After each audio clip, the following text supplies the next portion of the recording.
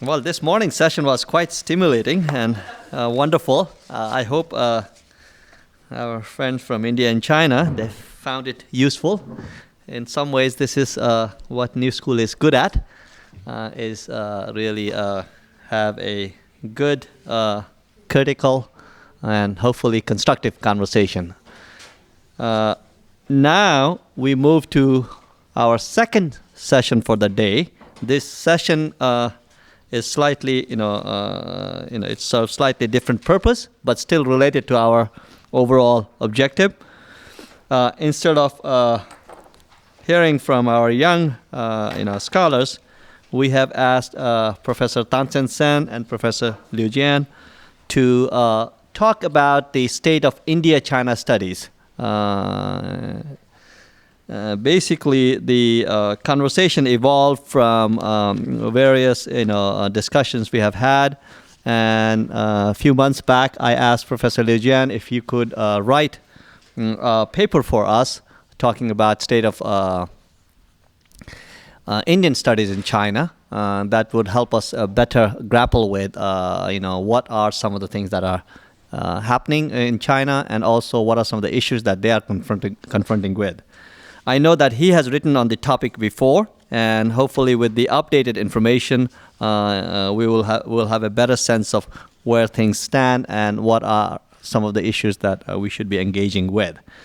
And Tansen Sen, as I mentioned earlier, is someone who really deeply cares about India-China conversations, India-China studies. He has written about this particular topic and in fact does amazing amount of work in bringing various actors, both individuals and institutions, to this conversation. So I'm glad that he also agreed to join us. And he's going to not only focus on the state of Chinese studies in India, but also overall situation from a global perspective. Just to give you a quick, I think you have their background. You have their bios in the program, so I won't take too much time. But Professor Liu Jian has been associated with the Chinese Academy of Social Sciences for a number of years. He is really one of the most respected and admired, scholar who looks at, South Asia in a very systematic and deeper manner. He also convenes, various conversations, both through being the editor of Chinese Journal of South Asian Studies, but also organizing all kinds of conferences, seminars that brings scholars in China together. He has written a number of books, including Yindu, Wenming. Those are Indian civilization, and many others, including he did a translation of a very important work, Munna Madan, from Nepal. So he's really someone who knows the region quite well.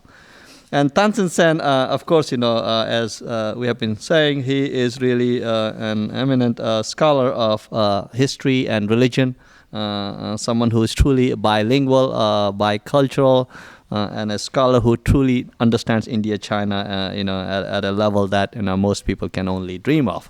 So I'm really happy that he is here with us. So now what I'll do is I'll first invite, who should go first? Let's see, maybe Professor Liu Jian. You have about 30 minutes, and then Tansen, you will have about 30 minutes. And why don't you speak from the podium because they are recording it, and then we'll open it up for Q&A.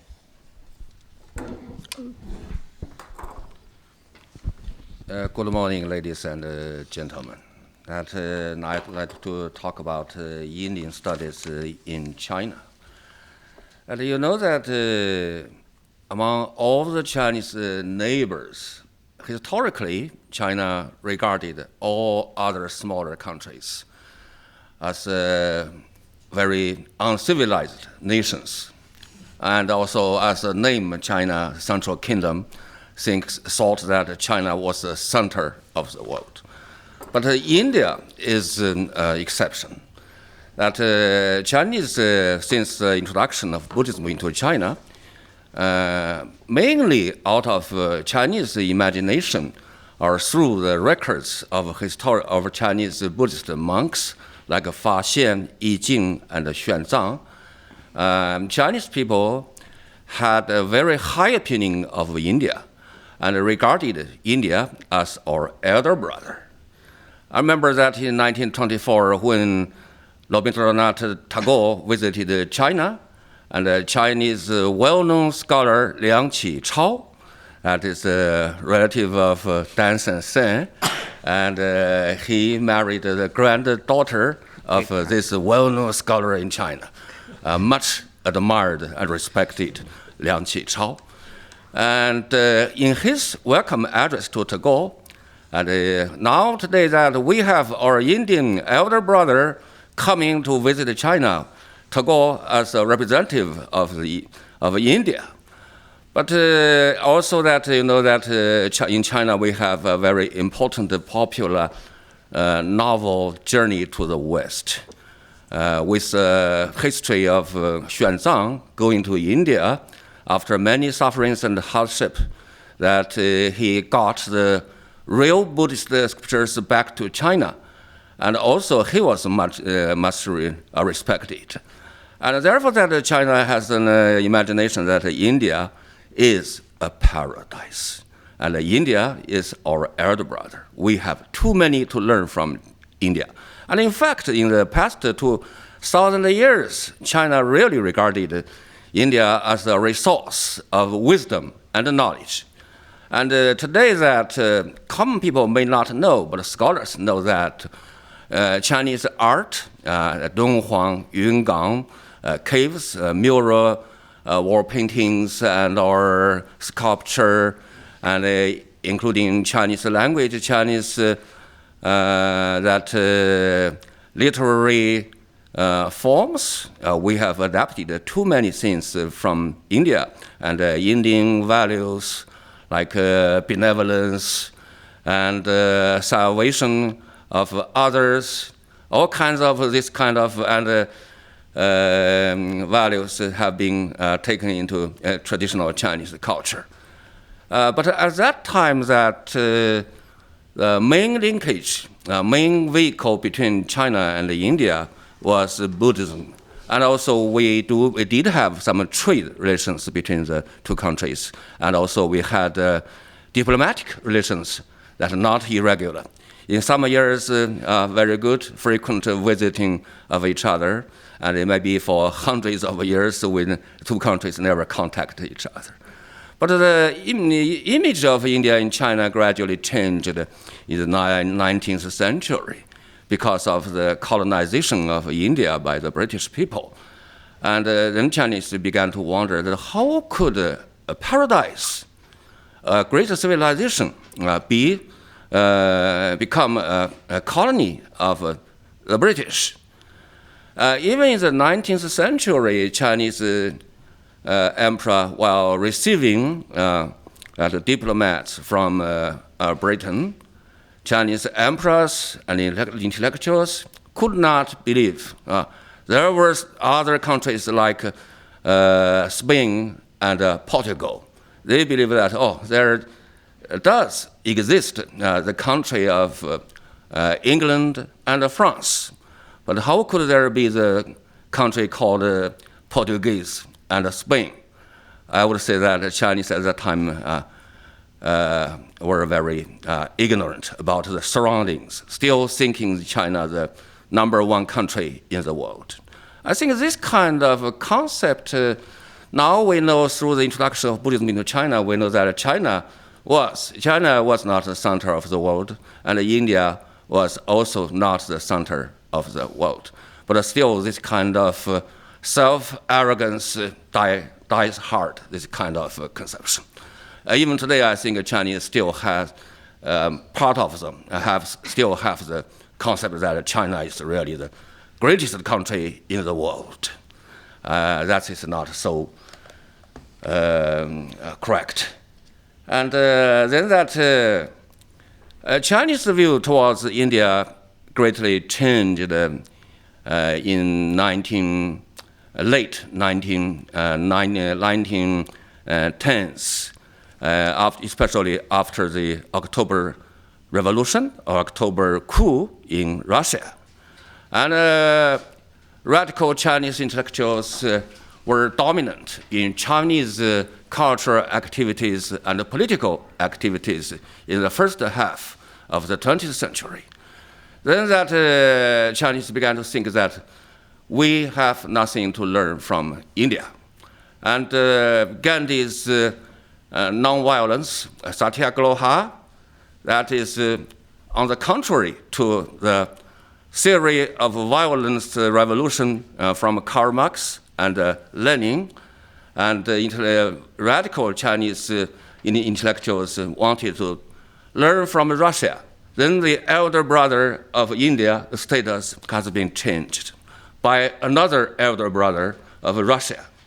I remember when I was young, that I was a teenager, I learned from China's radio broadcasting every day that we heard the frequent word of Soviet Union elder brother. Then that China gave up our Indian brother. That is very unfortunate.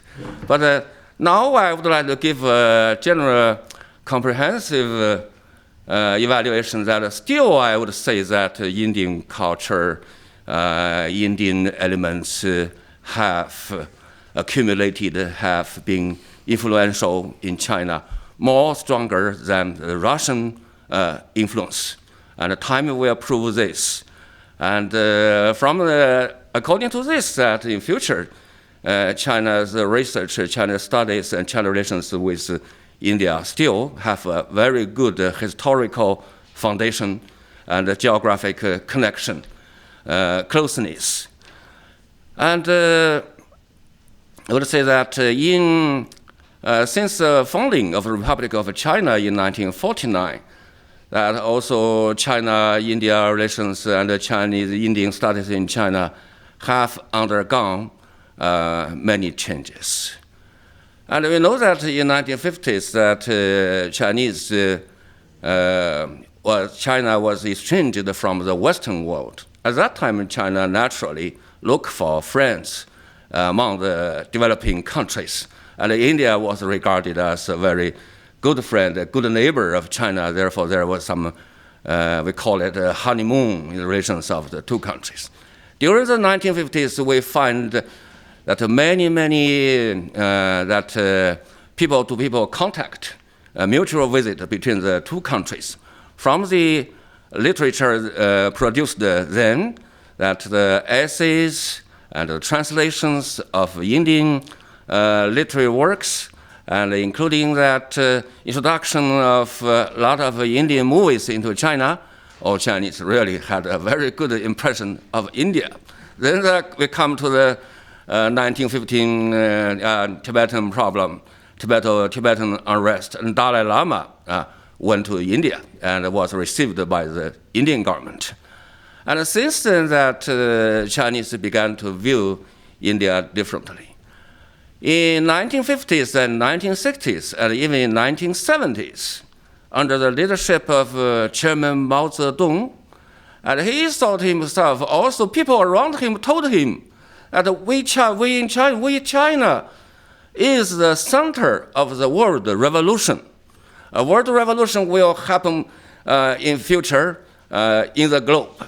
And finally that China will be united with all the communist countries to overthrow or to make revolution in the capitalist world, in Europe and in America, Latin America.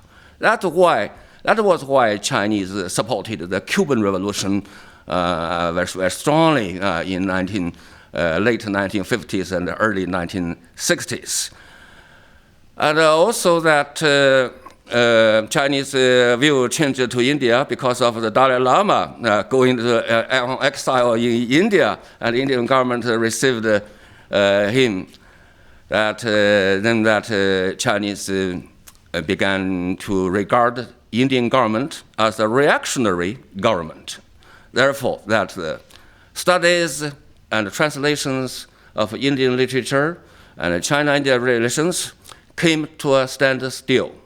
And there was Chinese regarded India, like a reactionary government in alliance with US imperialism and also with Soviet revisionism. That was what China thought at that time.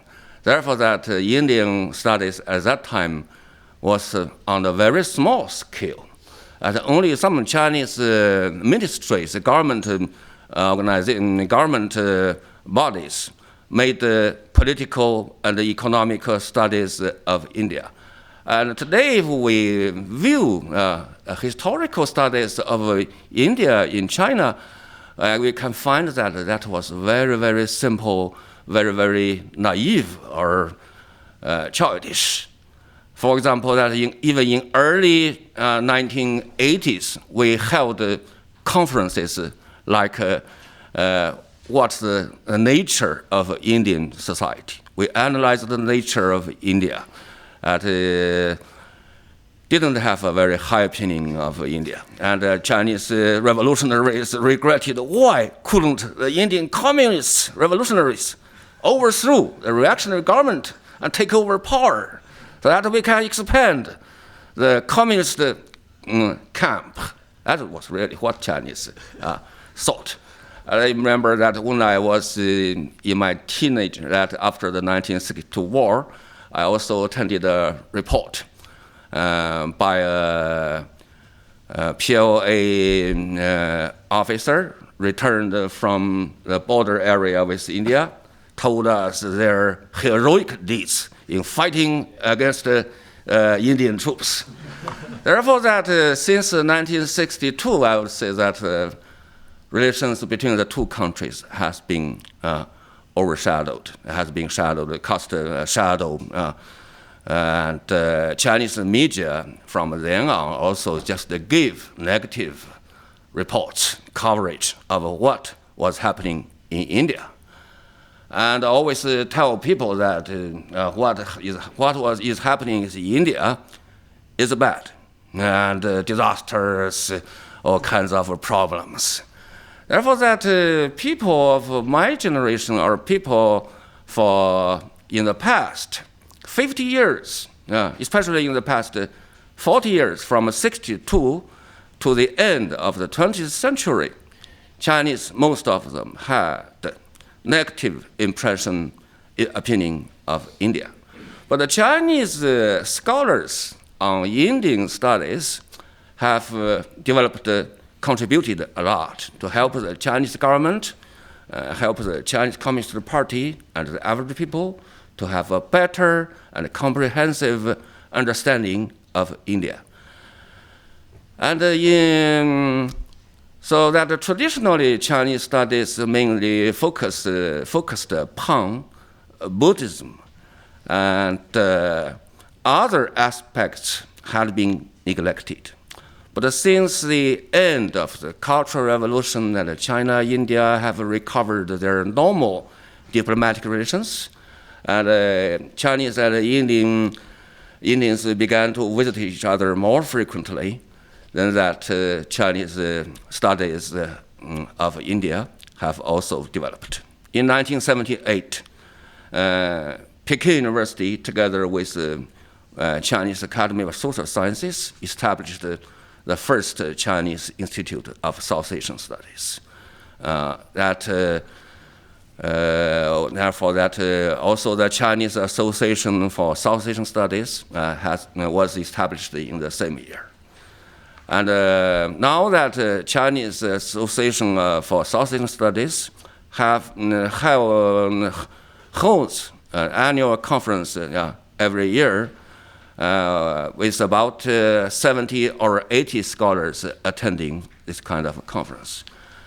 Now I would say that China now has at least 100 serious scholars making study of India comprehensively. Mainly that 70% of Chinese scholars on Indian studies focus upon the political and economic development in India, and also that the relations of the two countries, And also 30% of Chinese scholars make studies of traditional Indology.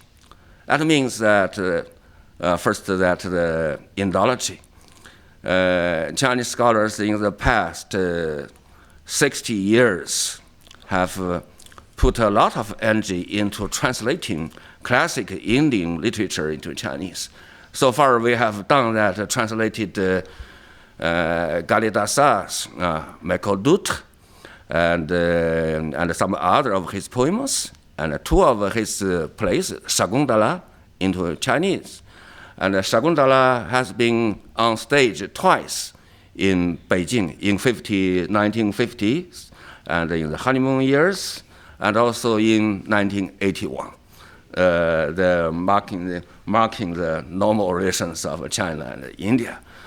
And also Chinese scholars like late Professor Ji Xianling with Peking University put the epic Ramayana into Chinese. Altogether 8 volumes in China. It has been printed again and again. And also Mahabharata, that is also has been translated into China, published completely in 2006 after 17 years work of about 17 scholars. And 2 of the translators died in the process, maybe because of their hard work. Yeah. And also Upanishad, 50 Upanishad, has been translated into Chinese, and we have 2 versions. One is done by Professor Xu Fancheng, also in my academy. He also is dead in his late 90s. And he put it into, his version is in classic Chinese, because he thought that these were ancient books. So I should use ancient Chinese to translate it. And also now that Professor Huang Baosheng, and also the former director of the Institute of Foreign Literature in my academy, he put it in modern Chinese. He thinks that modern Chinese may be easier for average readers to understand. Therefore, we have 2 versions of Upanishads. And also I know that my colleagues are doing the translation of Alto Shastra and the 4 Vedas into Chinese. And some middle-aged scholars like Professor Chen Ming, a student of Professor Wang Bangwei, now a professor with Peking University, is making comprehensive of the ancient medical interactions between China and India, has written some interesting books. And also, still I would say that Sanskrit studies in China is now very strong. We have 10 to 20 scholars at different ages. They are mainly in my academy and in Peking University. And they make studies of ancient, we've said, literature and palm leaf scriptures newly found in China, in the Lingyin Temple in Hangzhou, and Buddhist scholars, all this. And all these scholars want to give a full interpretation of India, want to trace historical relations of the 2 countries. I think that the traditional studies of India is a foundation for average Chinese to know India, and of course many other translations. For Rabindranath Tagore in China, and hundreds of papers have been written, and also his works has been published collectively for 3 times in the past 50 years. 1961, 10 volumes of his works in Chinese. And also in 1999, that collected works of Rabindranath was published in China by the Hebei Education Press, altogether 24 volumes. Now that scholars, including me, that are preparing for another more complete works of Rabindranath Tagore. And what we have done this is just want to show the real reality of the Indian cultural development from history to the present day. And that is, now I come to the institutions of Chinese studies of India.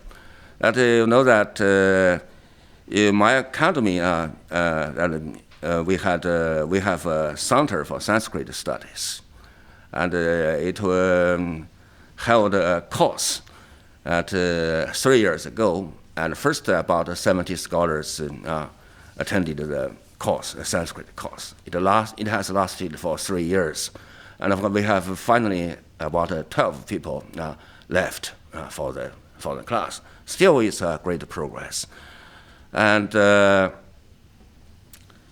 that we have in my academy, we have in my institute now. It used to be the Institute of South Asian Studies. Later it changed, expanded as Institute of Asia Pacific Studies. Now it has another name. I don't know whether it's good or not. That is the Institute of Asia Pacific and Global Strategy Studies. Very horrible, very terrifying. I don't think it is very good that it has expanded too much.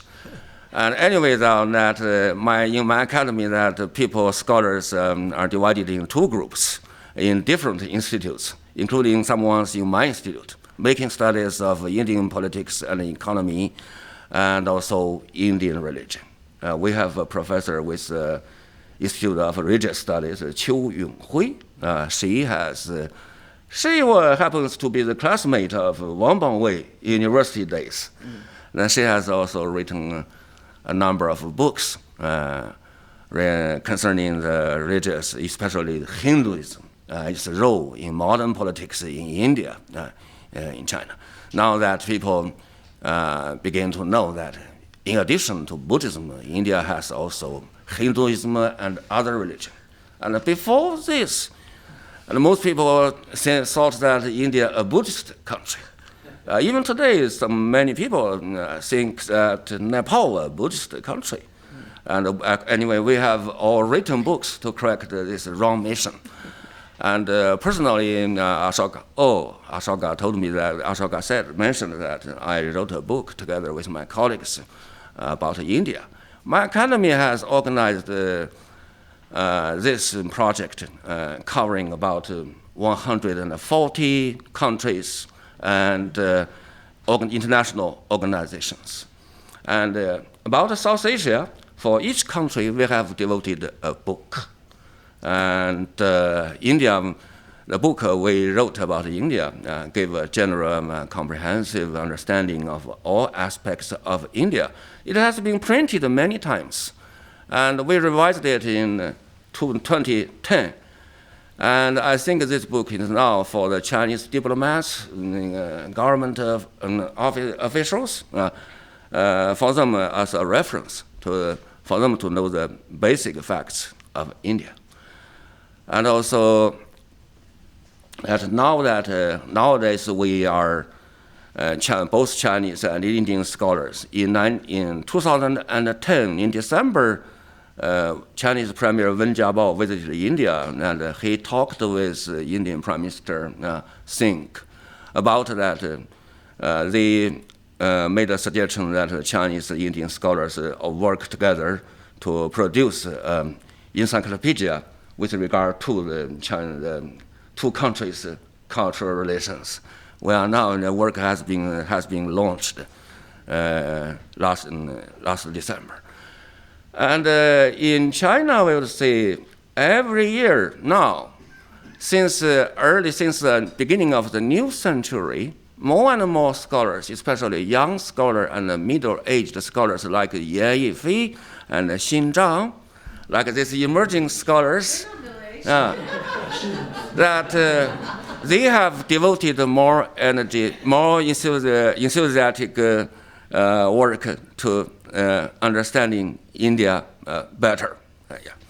And Every year we publish about more than 100 to 200 papers through the 3 Chinese journals with regard to India.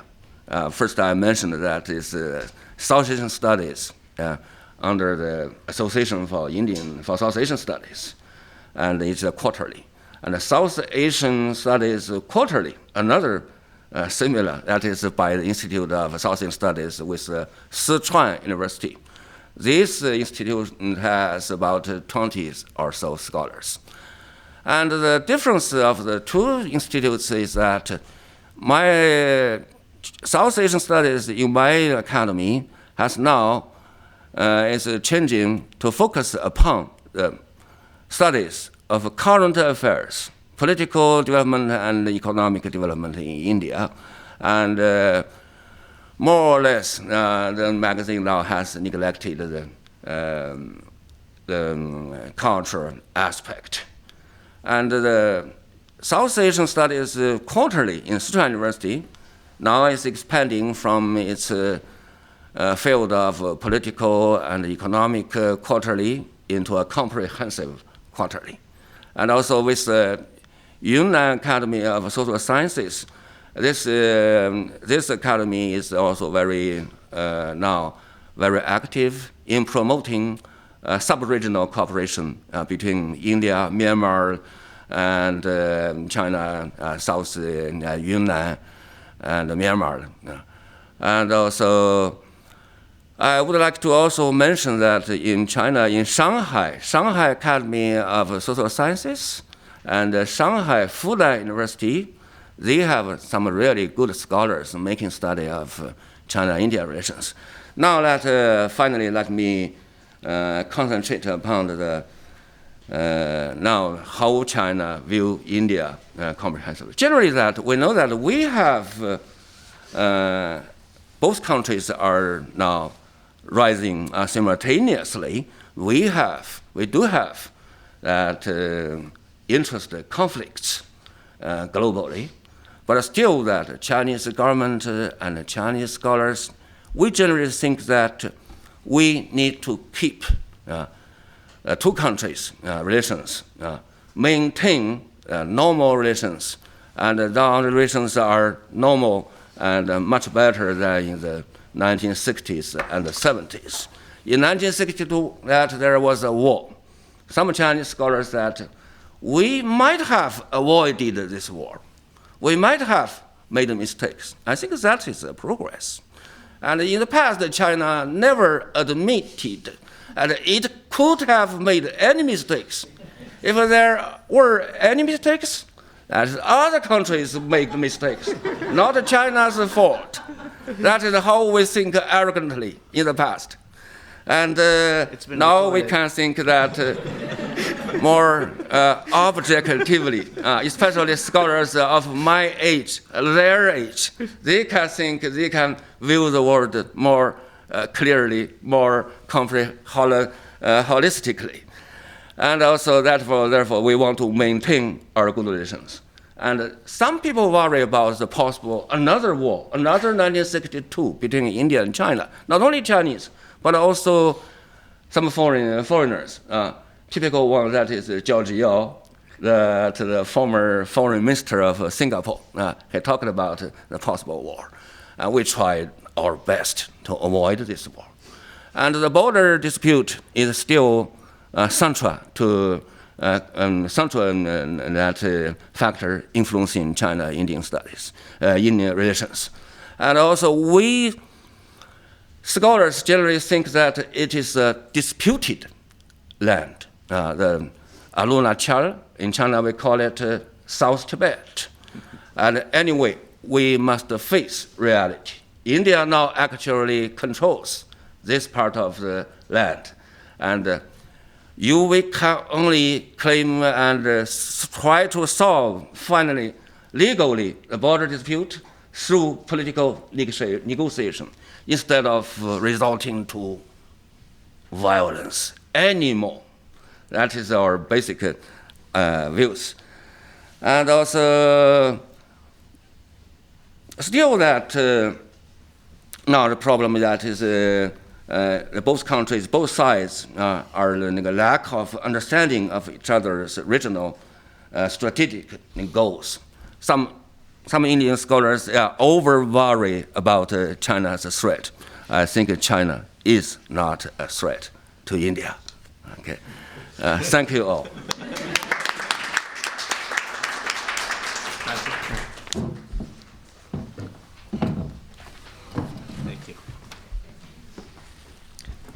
Initially, Ashok asked me to talk about China studies in India, but I think a lot of work has been done on that. Recently, a book was published called On India by China by Cambria Press in New York, which has two parts. The first part has the state of China field with regard to politics, economy, Buddhism, and so forth in India. And the second part has, which I think is a very important contribution of this book, is interviews with people who did China. It starts with Paranjape and my father and others who have been dealing with China since 1940s onwards. So there are interviews. So as oral sources, I think the second part of this book is quite important. So I didn't want to rehash similar issues about the China field in India. I wrote a very brief article, which I think Ashok will put it on the blog, called "Is There a Need for China Studies in India?" And looked at the various problems with the China studies. What I'm going to present is from two essays that I've been working on, one for the forthcoming Association for Asian Studies meeting in March in San Diego. And the other one is an article called Trends in Sino-Indian Studies or India-China Studies, looking at how the field developed over the course of 20th century.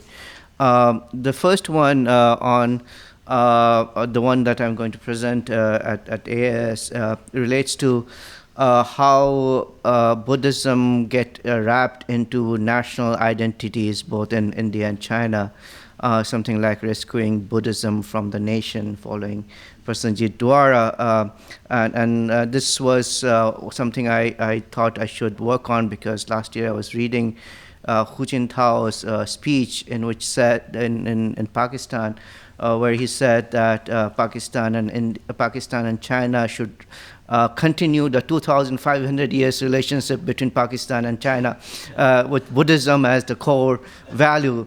And I said Nepal could also argue the same thing, I think. Bangladesh argues it, and India certainly does it. So I was trying to figure out when the interactions between what is India and China today became nationalized. I mean, this is one of the issues I had with Ridhi's paper also. When we talk about the past, why must we talk about nation states, which are modern concepts? And the second one, basically trying to understand the field that I study, how it develops. So I'm going to talk about 4 phases during which the field of India-China studies develops over the course of the 20th century. And the first one is something related to 2 issues that were very important in the early 20th century. One was the idea of Pan-Asianism, and the second one was the idea of nationalism that was developing in some of the countries in Asia, including India and China. And I think the beginnings of India-China studies really lay in that 2 frameworks of Pan-Asianism and the development of nationalism from about 1900 to 1930s. And then the second phase is this, which I call a Shantiniketan Phase, mostly inaugurated by Tagore and his friend, very close friend, later on, Tayun Shan, both of whom play an important role in developing China studies in India. But I think more I look into how Shantiniketan developed and the China studies that were started there.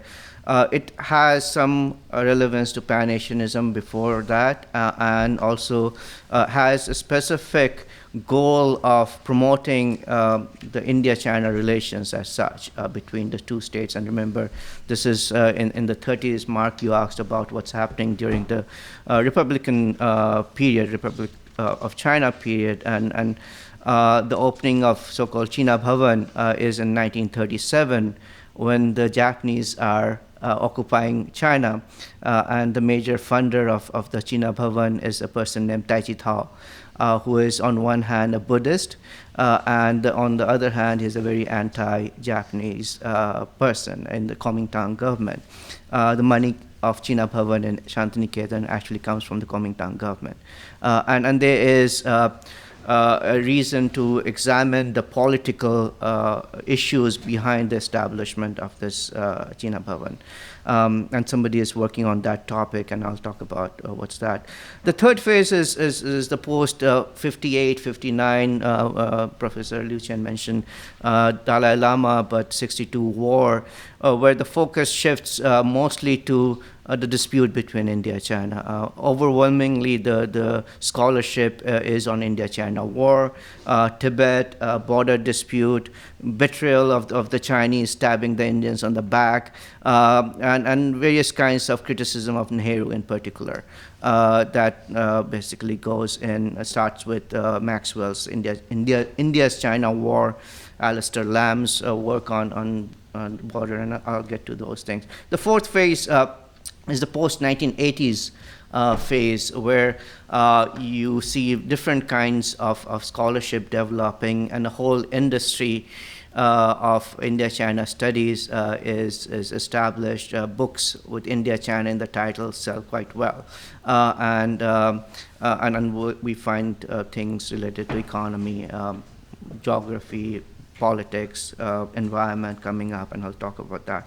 Finally, I'll talk the problems with India-China studies, and this is perhaps for the emerging scholars in particular.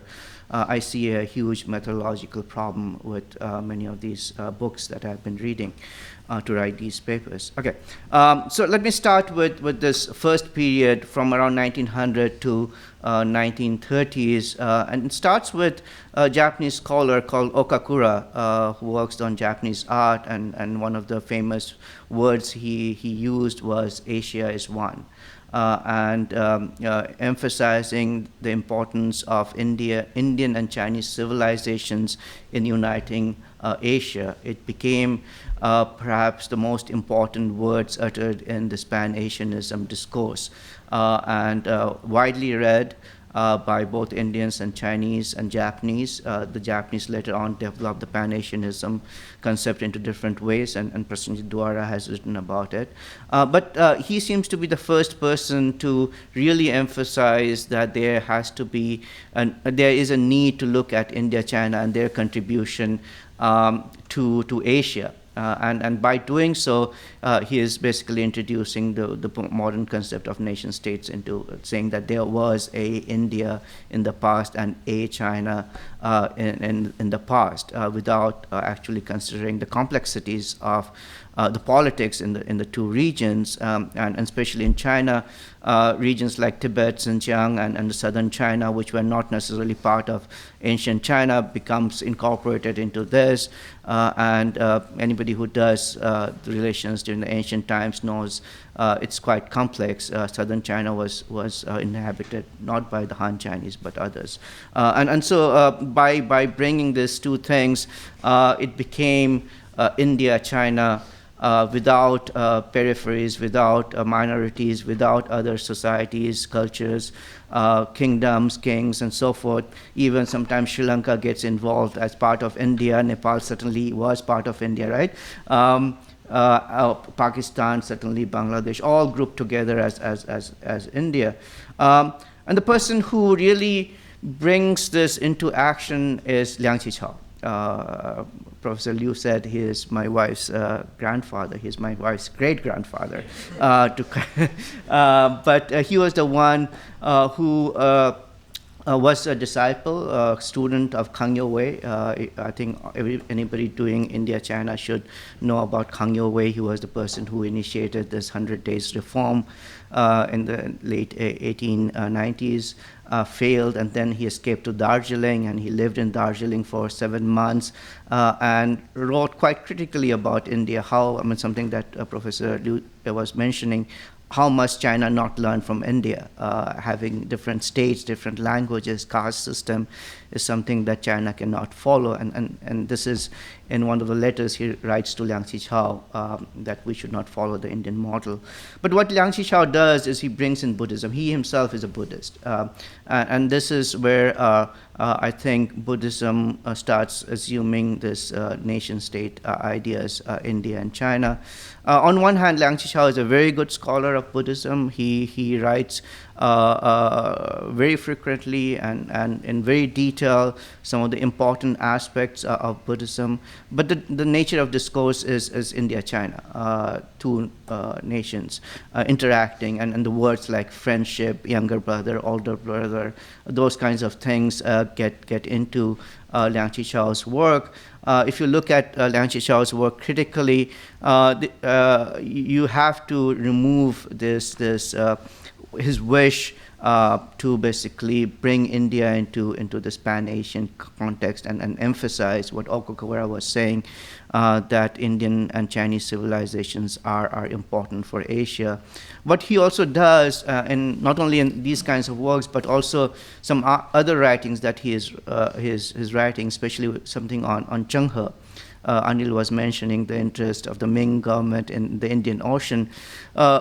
The Chinese had forgotten about Zhenghe. After his voyages, the Ming emperors had destroyed many of his records and ships and so forth. So it was not until the early 20th century, and especially because of Liang Qichao, that Zhenghe assumes this place in Chinese history as a diplomat of the Ming court, promoting harmony and diplomacy, which actually he was not. And so he creates this perception that, look, unlike the colonial powers who used the seas to invade and colonize places, when we were naval power, we promoted harmony and peace, not forgetting that they kidnapped the Sri Lankan king and removed various regimes. I have an article about regime changes that the Chinese did in the past. But suddenly Liang Qichao promoted this idea of a harmonious China, ancient China, interacting with an ancient India, a civilizational dialogue that continues with Tanzhong in the present day. But I think this period also produced a very important Indian scholar of China, which many people don't know about. His name is Kumar Shekhar, a very famous sociologist. Later on worked in Germany. He was in Shanghai from 1915 and 1916 and wrote at least 3 books on China. And one of the books that is worth reading is Chinese Religions Through Hindu Eyes. And he is not using the word India here, but there are problems about how he uses Hindu. But certainly this is something that he is writing in Shanghai, presenting his lectures in Shanghai, but has very good friends with Chinese intellectuals. And I think he is perhaps India's first, if you call sinologist, he was the one. He has 2 other books in which he explains the history of China. But at the same time, there are these European scholars who are writing very important works on Buddhism, Buddhist interactions in Asia, links between ancient India and ancient China. These are very importantly Levi, who spent some time in Shantiniketan, Pelliot, who is perhaps the most important French sinologist, who goes to Dunhuang, finds these documents, write very, very important essays on early interactions in Asia. The Italian Tucci also writes a lot about Buddhism, Buddhist art, Buddhist interactions. Things really pick up when Tagore visits China in 1924. I think this was a major event and an event that promoted, cemented this idea of ancient discourse between India and China, harmony, peaceful relationship that needs to be revived. And I think that's what Tagore did, was to try to revive those kinds of imagined friendly relations between India and China. And this was something that he talked to Liang Qichao, who was the person who invited Tagore to China in the first place. There was a plan for Liang Qichao to go to Shantiniketan and start the Chinese studies there. Didn't happen, but it was in 1927 that Tagore met Taiyuan Shan, and most likely in Singapore. Taiyuan Shan initially was not that interested in India.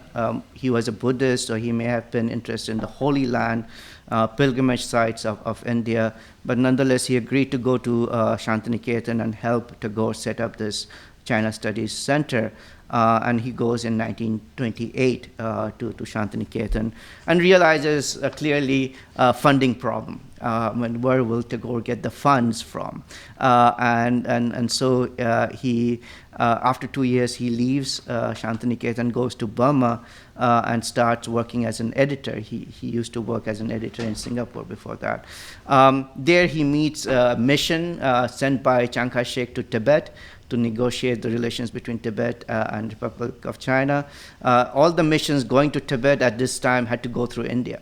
And this guy was going from Burma to India to Lhasa. But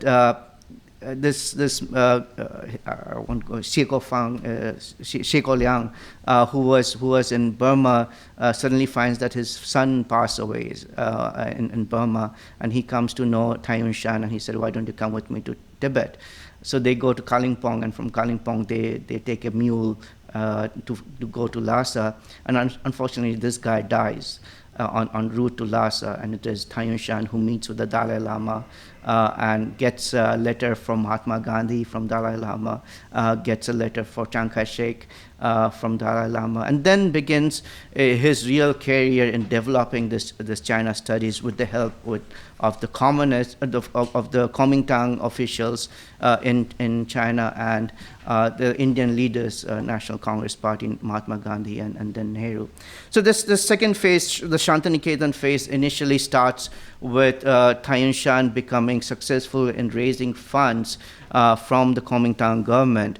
And he founds in 1933 the Sino-Indian Cultural Society. And being a Buddhist, a very important person that he is also associated with is Taishi, a very famous monk who is a nationalist monk trying to revive Buddhism in China, who goes to India in 1940. And all these people end up in India at some point because of Taiyuan Shan. So he established this society, which is to promote friendly relationship between India and China, and do studies of India-China. The China Bhavan itself is established in 1937. About 100,000 rupees is donated by Taiji Tao. Lots of books, Buddhist books, are donated by the Kuomintang government. The main goal of China Bhavan at the beginning was to retranslate Buddhist books that no longer existed in India, because many of them were translated into Chinese, and they existed in Chinese, and all the manuscripts in India had been destroyed. So the main purpose was to retranslate that. So initially what we see in the production of scholarship in China Bhavan, it's 80 to 90% Buddhism related. It is a goal to introduce Buddhism or reintroduce Buddhism into India as well as an ideology. So this is where Taishi comes in. But at the same time, you see Taiyuan Shan himself writing a number of things about why India must support China's war against Japan. This is when the Indian National Congress has started the Quit India movement, and their joining of British in the Second World War is in doubt.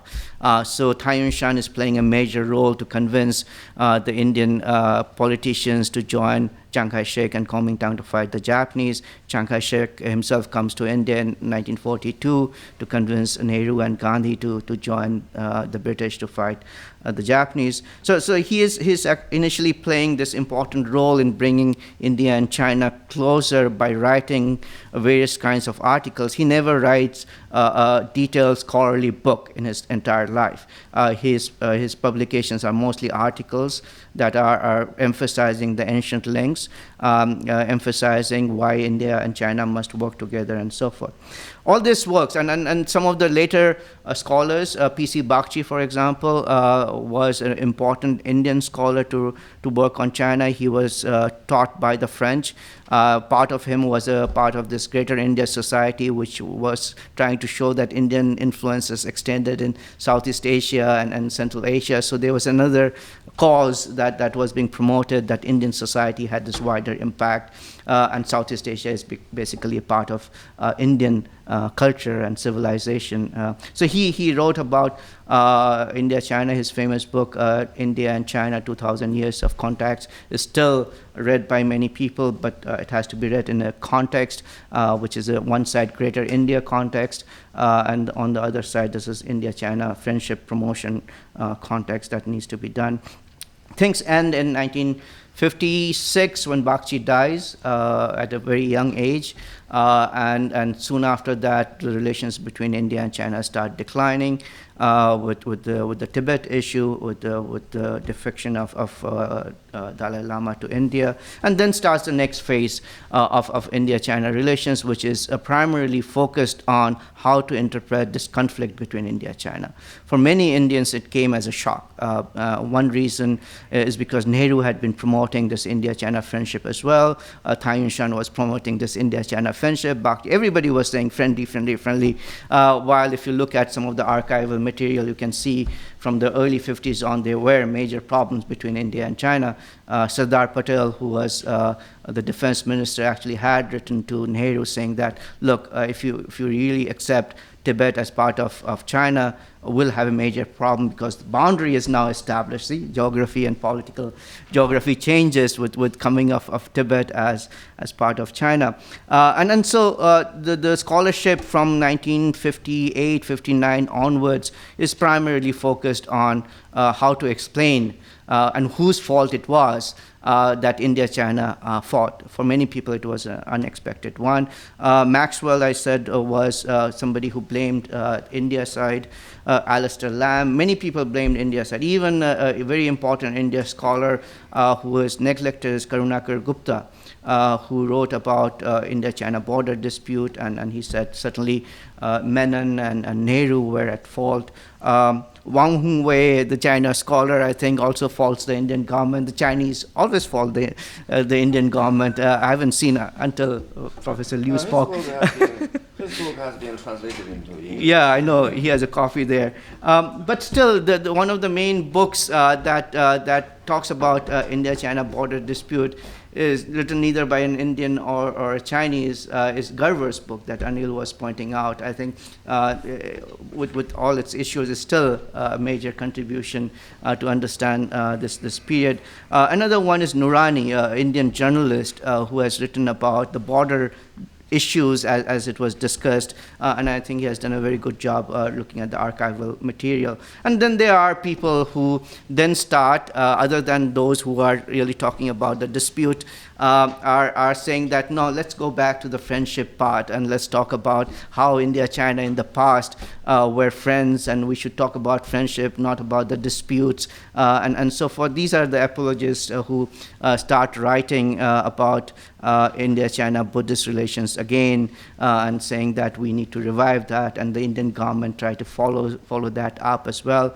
The Institute of Chinese Studies is established in Delhi this time, not with funding from the Indian government, but from funding from the CIA.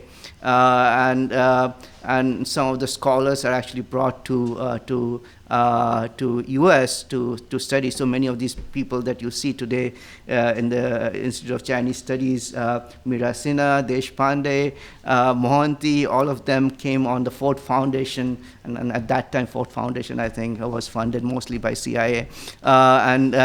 And it is not until 1990s that the Indian government actually started funding this institute. So there's an American angle that needs to be examined as well. But when these people came back, most of them were talking about friendly relations between India and China. And that brings me to the last phase, which is post-1980s, and many very important works were produced in the last 3-4 decades, starting with the book by Liu Jian, who looks at my period, the ancient India-China relations, and she works on the first 6 centuries. And I think that's a very important book because she puts into the context the issues of urbanization, trading networks, and it's more of networks-based rather than nation-based study of the relations. And certainly you have to bring in the contributions of Southeast Asians and the Central Asians into this. Cixin Lin, of course, produces a number of things which are very, very important to study and understand the Buddhist interactions in Asia. Kang Zheng produces this source book on Chinese records of South Asia. Victor Mayer in Penn talks about the exchanges with regard to literature. Madhvi Thampi writes about the colonial period interactions. Lin Chengxie, also a Chinese scholar, writes about the colonial period. But then there develops this I call elephant dragon tango books or Chindia books that are very, very problematic, and I'll spend a little time talking about the problems with these kinds of books. But they are still concerned about war and how to still interpret 1962, not only now but in the future, 30 years from now, how India and China will fight again. I think various institutes have taken that thing. CPRs, very important. Where is CPR person here? Non-alignment 2.0 kind of literature basically says China is still a threat, even though Professor Liu says it is not. But many Indians still believe that, and they write on that. The Chinese also start producing very important works. I think some of the good works that I've seen are from the Yunnan Academy of Social Sciences, and they're very focused, looks at the regional cooperation rather than national cooperation between India and China, and they have, I think, done very good studies in that region, Yunnan, Burma, Eastern India part of that. Machi Ali has produced an important book which looks at the Chinese perceptions of India recently.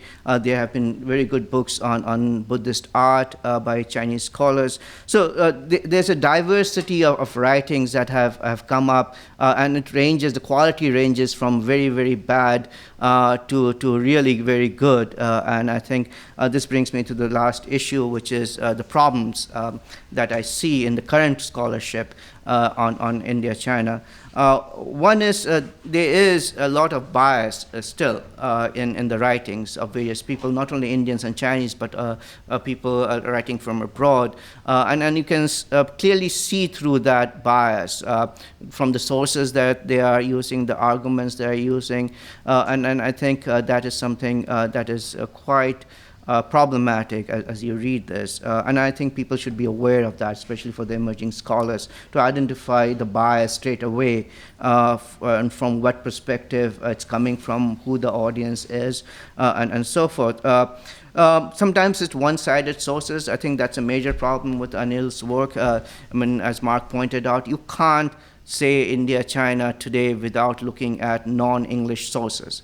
I mean, I'm a very traditionalist about that. If you want to do China studies, you better know Chinese, especially if you are doing India-China comparison as well.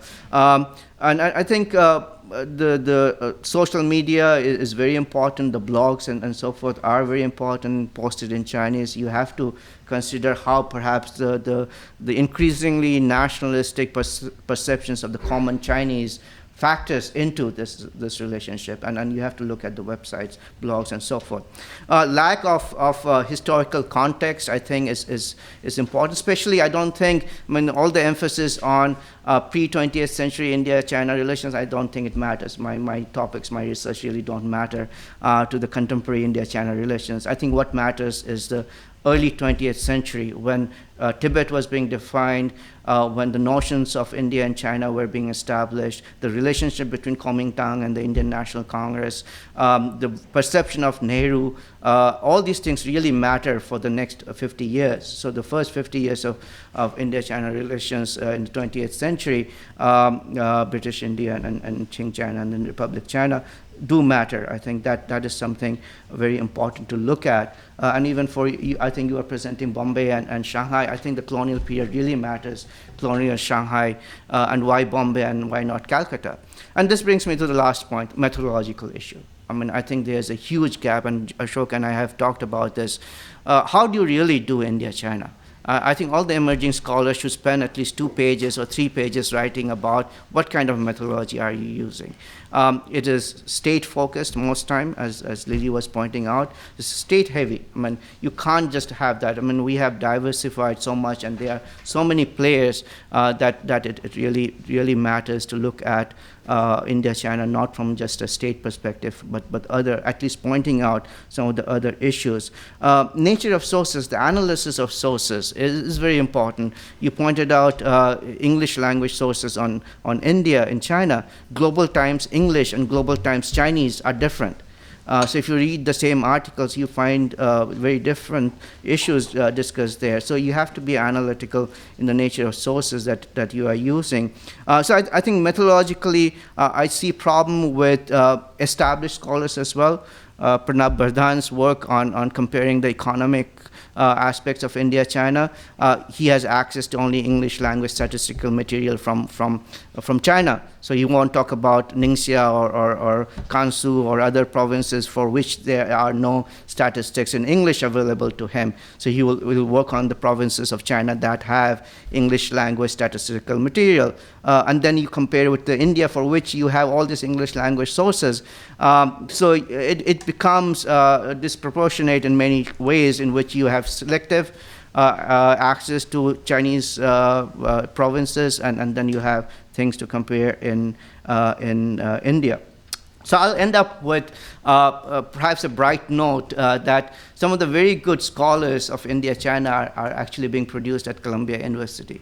There are at least 3 scholars that I know of who are doing really wonderful work, people working on the colonial period, people working on the 50s, people working on the issue of tea, for example, knowledge of relevant languages, methodologies. I think that is what is needed, is to produce scholars who are well-versed in languages more than Indian and Chinese, including Japanese, for Dhriti, but also perhaps having a methodological background in a discipline, history or sociology or political science. I think it is very important before you get into the multidisciplinary subject as India-China studies. Thank you.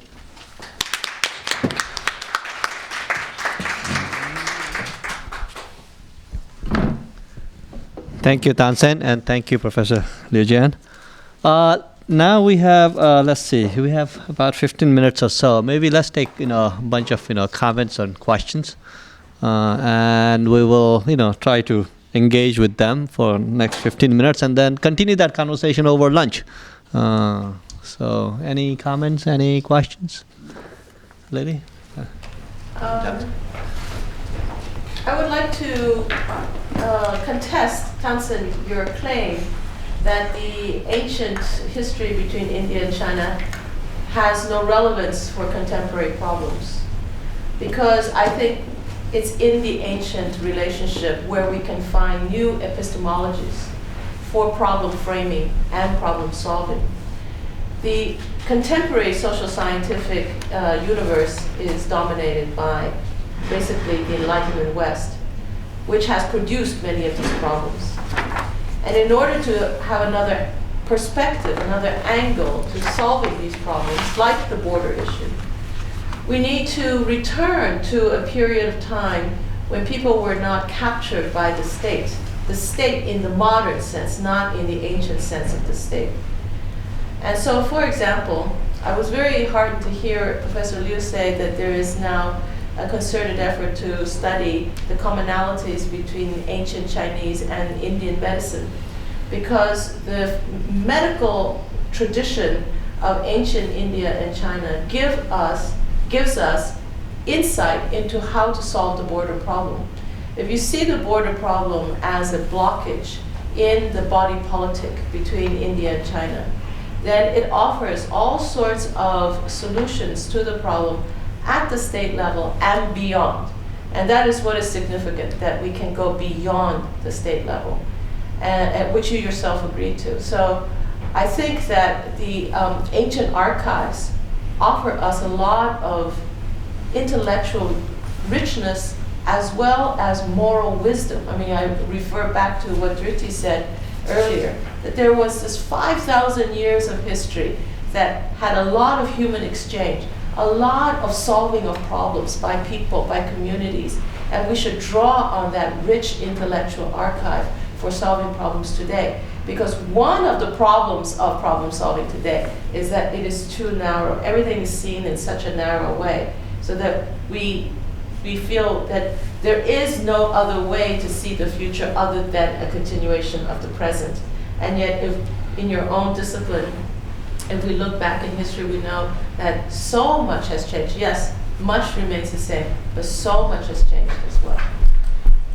Thank you. Thank you. Tansen and then Mark, and then we will have people respond.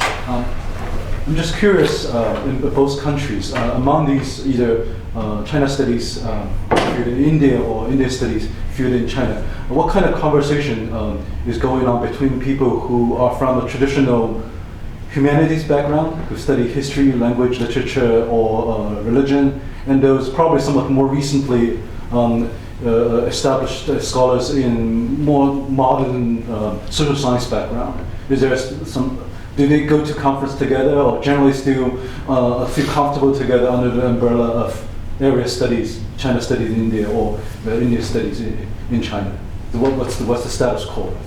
You both, Professor can give more updated information on that. Mark? Yeah, it seemed that both presentations gave a really nice overview of what is going on in scholarship and in universities and publishing, and I assume to a large extent academic publishing, but that gets at my question, which is when we look at the obviously commercialized media and publishing industries in both places, both countries, at the general readership level, and even at the, say, undergraduate level, is any of this really interesting history and scholarship of pre-modern or early 20th century Pan-Asian, is this seeping into, in any way, the popular consciousness and discussion on blogs, on television shows? Because it seems to me, very surface impression, that it's the state-to-state hegemonic discourse of rivalry and the sensational titles that you mentioned, and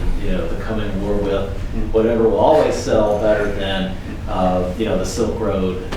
Silk Road sells well. Yeah, Silk Road does, and it's which is also not true. At any rate, just your impressions on whether this can help change.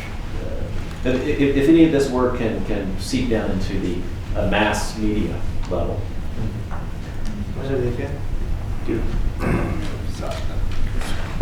About the current Chinese-Indian scholars' mutual interaction asked by Xinzhang, that personally I feel that the interactions between India and China, that we do hold some conferences together. Like in the past 2 or 3 years, we have held several conferences in Beijing in commemoration of the 100th anniversary of Rabindranath Tagore's, 150th anniversary of Tagore's birth anniversary. And at the state level, Chinese Association of People's Friendship with Foreign Countries, 中国人民对外友好协会, so Peking University twice have organized conferences for this occasion. And about a dozen Indian scholars have been invited to attend such conferences. And also a few years ago, for the 110th anniversary of Bagachi and also Taiyunshan, we held the same conference in Beijing. I think that also in different conferences with regard to politics and economy and diplomatic relations and cultural exchanges, we have held a conference in China regularly, inviting related Indian scholars. Sometimes I feel that the size of the conference is smaller, and we invite 2 or 3 Indians. I think that is because of the problem of funds. And personally, that we do receive Indian visitors at different places, at personal exchanges, small delegates for 3 in different cities, different institutions, like in Shanghai and Shanghai Academy of Social Sciences. They have close contacts with their Indian counterparts. I think also we attend a conference at Hong Kong at different places. We meet. But I think that at present, both Chinese and Indian, both sides are not so positive, so active about the mutual interactions. That China that now still has a problem that Chinese scholars also that their main concern, I would say that a lot of them are not on India. That is a problem. That has, in fact, we need to have more large-scale and direct bilateral academic contacts between our 2 countries. That I think we still need to develop. And with regard to the present Chinese interest, popularly I would say that now young people, a lot of young Chinese that love in Indian music, Indian dance. We have established an art school in Beijing that is by a student graduated from Peking University at Shan. And I know that a lot of parents like to send their children to the school to learn Indian dance. And also in Beijing, we'll see that 10,000 or more than that are now learning yoga and in China. And also more and more young people are interested in watching movies with regard to India or Indian movies. That is through internet. They can watch the movies freely, Indian TV plays like this. And a good thing is that the Chinese Ministry of Education in 1999 has recommended 30 books, both Chinese and foreign, to the high school students. And among them that 20 Chinese books, 15 foreign books, and selected of Tagore's selected poems of Tagore is one among the 15 recommended books for Chinese high school students to read. Therefore, that different Chinese textbooks have selected Tagore, some of Tagore's works into the text. The well-known one is 35th poem from his Gitanjali, and also in the past also his Dui Biko Jomi was in a text for Chinese students to study Chinese. And among Chinese textbooks, we have foreign works. Therefore, that people like Tagore in China has established a wide reputation, and I think everyone who can read knows the name of Tagore. Therefore, that we know that India really has some great people for us to study. And also with Chinese in the university undergraduate education, that we have in the Department of Chinese Studies, Chinese Language and Literature, we generally have a teaching team teaching foreign literature. These people may know English or may not know, may know Indian language or may not know, but still that they want to introduce foreign basic, fundamental literary works to the Chinese university students, so that they can have a comprehensive view of world literature and the relation of Chinese literature and foreign literature. And also in history, we have also for the high school students, that is history, world history. I think that history of India is an important part for Chinese students to learn. So for that, basically, we would say that through the popular culture like yoga, and through Buddhism, through the education of Indian literature and history in China, Chinese people now generally have some view, basic, simple ABC of India. I'll answer Changxing's first, and then Mark, and finally the debate I've been having with Lily over the last few years. Her question: the academic discipline. This is a major problem. Those doing history or political science at Indian universities and colleges need not necessarily do China. Or they don't have the time to do China-related courses or languages. So either people are grouped in China studies centers where they study China through English medium, or they learn Chinese language without any specific discipline or even writing anything in English. So I did a workshop in February. The problem with many of these people where they couldn't write a research proposal. And couldn't write annotated bibliography, some of the fundamental aspects of doing research before you get into the field of China studies. This is a structural problem in Indian colleges and universities, which does not emphasize interdisciplinary studies, which does not emphasize learning of foreign languages. So it creates a major problem, the reason why we can't produce important China scholars in India. So structurally it has to be changed. Although things have been tried, the Indian government recently started introducing Chinese language at school level, high school level, but they couldn't find teachers to do that.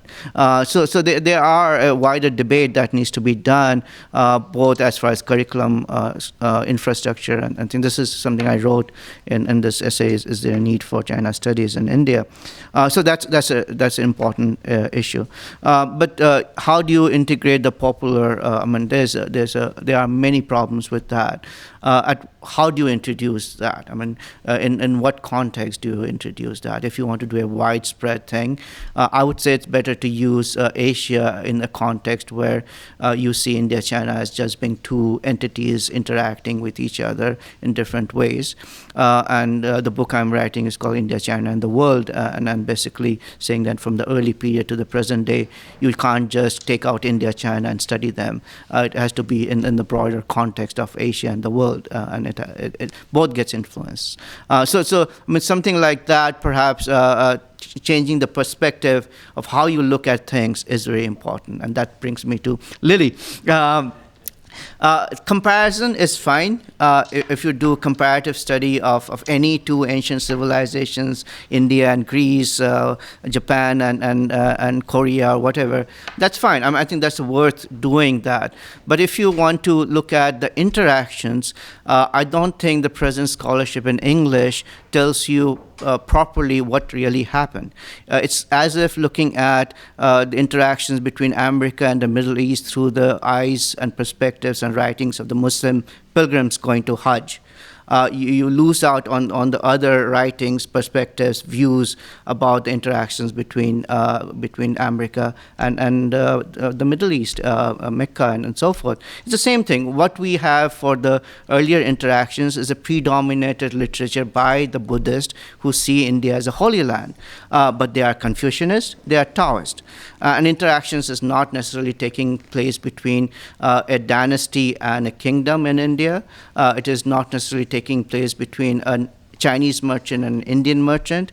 There are many, many different figures involved. When we lose out on the role played by Southeast Asia or Southeast Asian traders and monks, we lose out on Central Asia, we lose out on Sri Lanka. I mean, it's more complicated. When you say India, China, I think the role of Sri Lanka is very important in the Buddhist context, and we lose out on that. So if we don't understand what actually happened, and if you use that for contemporary purposes, I think you are making a mistake. May I follow up? Yes. I think, Tansen, you misunderstand me. Okay. I am not talking about interactions. I'm talking about philosophies. I'm talking about worldviews. I'm talking about ontologies and epistemology. That's fine. I mean, as long as you say that. I'm not talking about interactions. No, good. I mean, if comparative studies, very good. But then for that to happen, you need people who can do comparative studies properly. But I'm not even talking about comparisons. So, comparative analysis is not relevant here.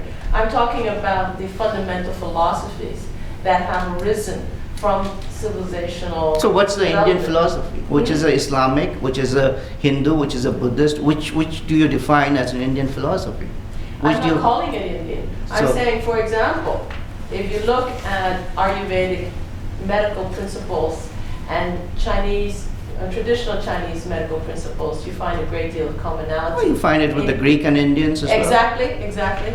But this kind of commonality, this epistemology, this worldview has been lost in the contemporary world in terms of how to solve problems, and more importantly, in terms of how to see problems as problems. But how do you think it didn't create problems in the ancient times? I didn't say it didn't create problems. So that's the issue. I mean, you can say that perhaps it's relevant. I'm saying perhaps it may not be relevant. It depends. Unless we understand what actually happened. Right. And what is the comparison of Indian Ayurvedic and Chinese medicine?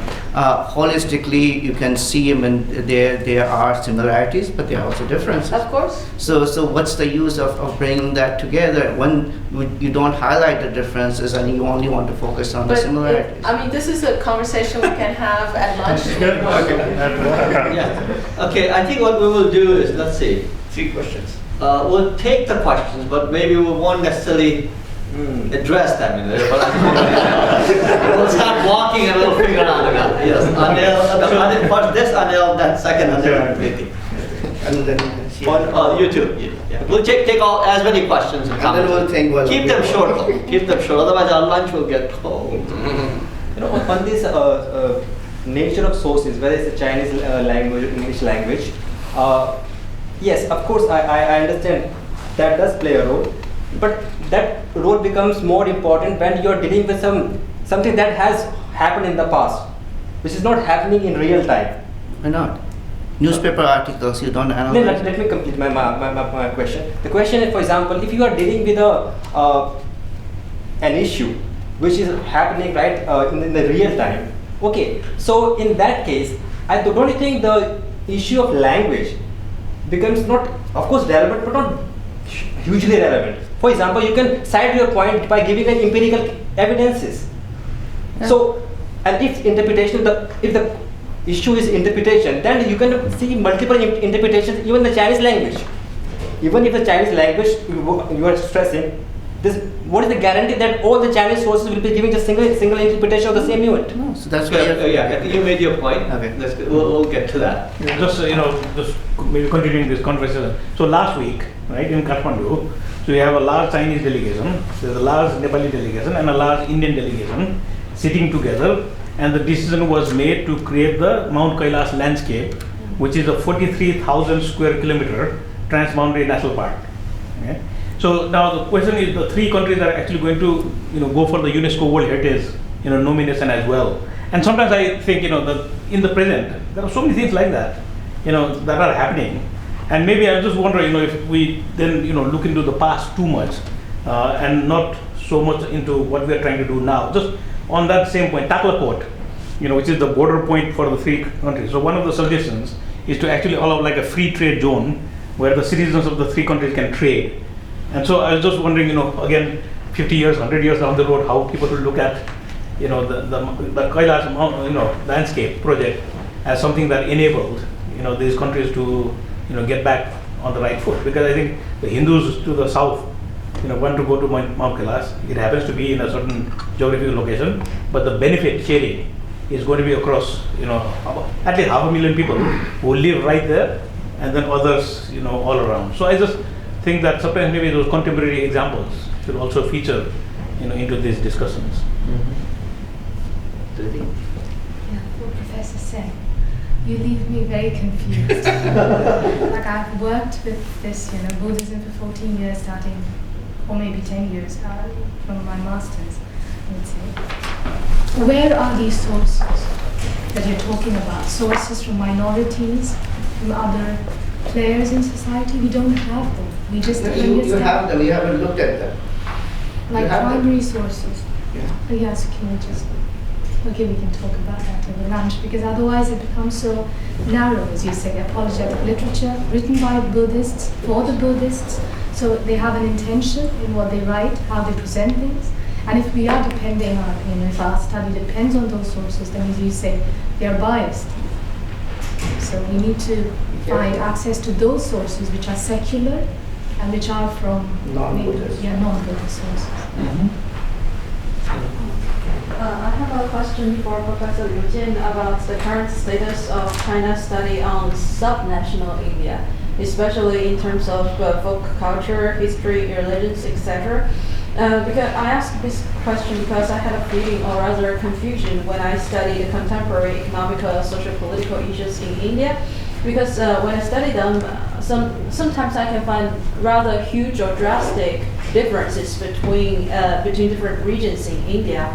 Well, for as far as my economic or social political study is concerned, I can or trace the reasons of these huge differences from technical graphs or literatures. But sometimes I also keep wondering, like, what could be the deeper culture or historical reasons behind. So, and I would find that relevant literatures in the Chinese language rather lacking or inadequate. So in that sense, the Vienna Academy of Science work, sub-regional cooperation work might be a starting point, but I'm wondering if more initiatives regarding like Punjabi, Bengali, Marathi languages. Good question. Can you make it very short? That in fact, Chinese scholars have not made studies in such a detail about the difference of Indian different states and different developments at different developmental stages. And we have noticed that Kerala is quite unique and different. Here I would like to recommend a book to you that is The Argumentative in Indian, that is by translated by him. Tansen Sen. Yeah. Oh, But you should read the Chinese. In which parts. he gives a detailed description of the regional differences of India. He said that India has been separated into two parts. Uttar Pradesh, that is lacking far behind. I also noticed that economically that South India develops faster than northern one, and different social status, and also many questions and problems involved with separation of two Indias. And also a similar story in China. China has also been separated, the east and the west, to regional difference. The people living in the west flowing to the east, more developed cities to seek fortunes. Similar stories. Quickly, okay. That, Anil, I mean, to know that there are 10 separate Chinese views on a topic, you need to know the 10 different Chinese views and read them and realize that the English version is just one of the 10. So that's why you need to know the Chinese versions. The contemporary dialogues are very important, especially at the regional, I mean, BCIM, for example. But nothing happens. I mean, all these things go on, including the collaboration between Yunnan, Bangladesh, and Eastern India. It doesn't come to fruition because there's a difference between the state decision mechanism and the center as far as India is concerned. And so sometimes it will end up with still the problem between India and China as rivals. The issue of you asking the regional thing, and one of the things that Professor Liu has not mentioned is they have started teaching Bengali at Peking University, and there is now perhaps people coming up who could actually use Bengali language sources, which is again on the Chinese side is an issue. You can't just use English. There are regional languages of India, Hindi, Marathi, Bengali, which are also relevant, remembering the fact that West Bengal was ruled by a communist government for 35 years. Well, we need to move. I didn't talk, Dhiti later. Yeah, I think my sense is basically while there are encouraging signs, right, post-1980, that there's some movement towards more engagement, more teaching of India-China, more interest even in a broader public sphere. I must say that I think based on what we have done with this Emerging Scholars Initiative, given the enormity of the issues that we're talking about, given the size of the two countries, given their civilizational linkages, the India-China studies really at a very, very sad, pathetic state. It's actually it has to grow at a much larger state, larger pace, and in a more substantive way, right? If you think about how many, in European countries, how they deal with each other's, issues. Large number of people study about each other's countries, whereas I think in India, China, that number is really, really low. And then when you look at the quality issues, it gets even more pathetic. So, not very encouraging. No, it is. It's a very sad.